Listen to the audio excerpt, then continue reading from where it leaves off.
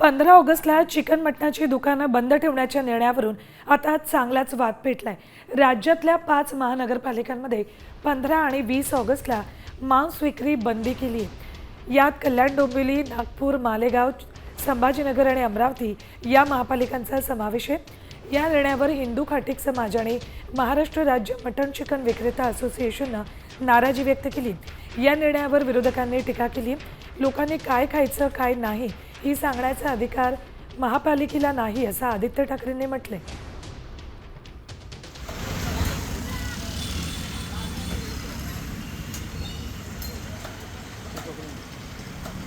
स्वातंत्र्य दिनी मटण शॉप बंद ठेवण्याचे आदेश कल्याण महापालिकेनं दिलेत, तर मालेगावमध्येही स्वातंत्र्य दिनी मांस विक्रीवर बंदी आहे।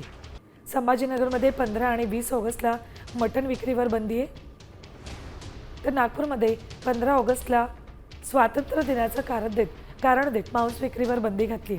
अमरावतीतही 15 ऑगस्टला मांस विक्रीवर बंदी आहे।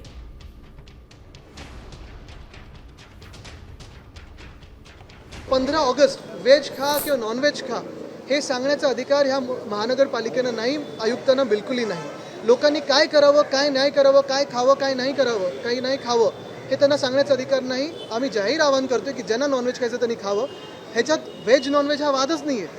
अनेक लोक व्हेज खातात ना, त्यांना विरोध नाही आहे, पण जे नॉनव्हेज खातात, जे आमच्यासारखे लोक नॉनव्हेज खातात, आमचे अगदी पाहिलं तर कल्याण डोंबिवलीमध्ये जे आमचे आगरी बांधव आहेत ते काय करणार त्या दिवशी सर? आणि हे तुम्ही काय आमच्यावर व्हेजिटेरियनिझम लादताय? आमच्या राज्यात येऊन आमच्यावर तुम्ही लादताय?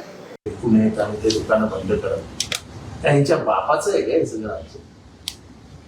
काय चालू आहे आता? लोकांनी कधी काय खावं, दुकानदारांनी कधी काय विकावं, याला काय शॉप अँड एस्टॅब्लिशमेंट कायद्यामध्ये काय बंधनं दिलीत का कोणी?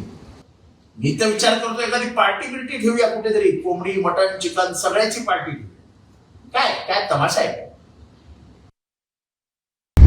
आता isakal.com आहे देशातील नंबर 1 ची मराठी न्यूज वेबसाईट। प्रत्येक अपडेटसाठी isakal.com ला नक्की भेट द्या।